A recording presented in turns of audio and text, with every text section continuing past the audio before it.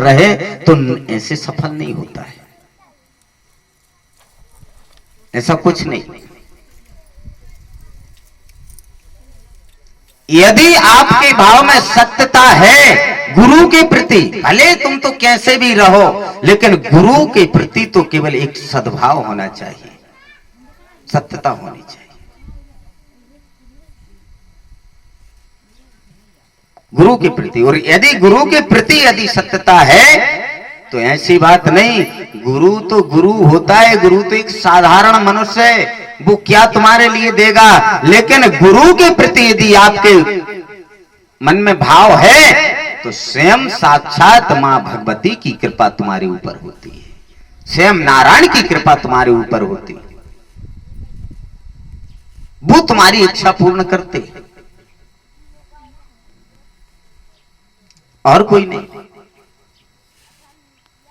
गुरु तो साधारण है, मनुष्य है, लेकिन एक गुरु शब्द और गुरु का जो शरीर है उसके लिए जो गुरु मानते हैं, उस रूप में स्वयं नारायण कृपा करते हैं, गुरु के रूप में मनोकामना पूर्ण करते हैं। इसलिए श्रद्धा होनी चाहिए, कभी भी हो, कुछ भी हो।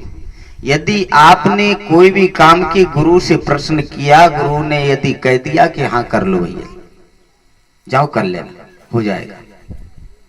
लेकिन एक बात का ध्यान और रखना कि गुरु, मित्र, राजा और वैद्य, इनके पास में जाओ तो खाली हाथ नहीं जाना चाहिए। गुरु, मित्र, राजा और वैद्य, डॉक्टर, खाली हाथ मत जाओ। लेकिन कहीं पर डॉक्टर के यहां जाओ तो कोई ठिकाना नहीं है, कोई पता नहीं कितना पैसा हो जाए दवाई का। राजा का भी कोई ठिकाना नहीं है, कितना कर मांग ले। मित्र का भी कोई ठिकाना नहीं है, हो सकता है जितनी जरूरत हो उतना मांग ले। लेकिन गुरु कभी अपने मुख से नहीं कहेगा कि तुम हमारे लिए इतने रुपया, इतना धन दे दो, गुरु कभी नहीं कहेगा।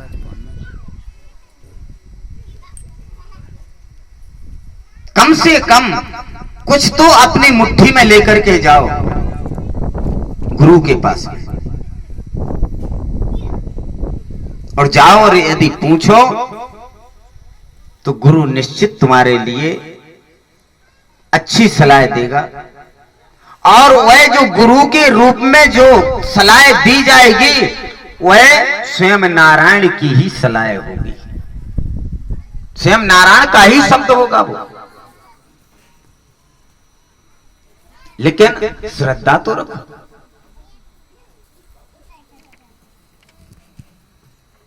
लेकिन जब परेशानी आती है, उल्टे सीधे कर्म करने लगते हैं, हमारे लिए भी भाई, जब किसी ने दीक्षा ली, तो जिस दिन से दीक्षा ली उस दिन से मिले ही नहीं, पहचानते ही नहीं, गुरु की दृष्टि में पहचान ही नहीं बना पाए वो। लेकिन उल्टे सीधे कर्म करते करते, और जब परेशानी आपत्ति आती है तो फिर फोन लगाते, तुम गुरु आओ ध्यान करो, गुरु दीक्षा ली हमने, ये तो पता है, लेकिन कर्मों का पता नहीं है तुम्हारे लिए अपने। वो गुरु मंत्र का भी पता नहीं है, भूल गए। इसलिए भाई स्वयं का भी कुछ कर्तव्य होता है। सुधुम्न के लिए जब ध्यान हुआ कि हम तो पुरुष थे, अब क्या करें, हमारी सहायता कौन करेगा, दौड़ लगा दी, सीधे जाकर के अपने गुरु वशिष्ठ जी के आश्रम पर पहुंच गए। आश्रम पर पहुंचे, गुरु जी के पास में जाकर के प्रणाम, अपना सिर उनके चरणों में रख दिया। गुरु जी ने कहा, कहिए क्या बात है। हे गुरुदेव, जो कहानी थी, जितनी कहानी थी, सारा इतिहास सुना दिया। वशिष्ठ जी कहने लगे, ठीक है, तुम चिंता मत करो। वशिष्ठ जी वहां से उठे और चलते हैं, कहां पर पहुंचे, जाकर के कैलाश पर्वत पर भोले बाबा के पास में पहुंच गए। भोले बाबा से विनती की।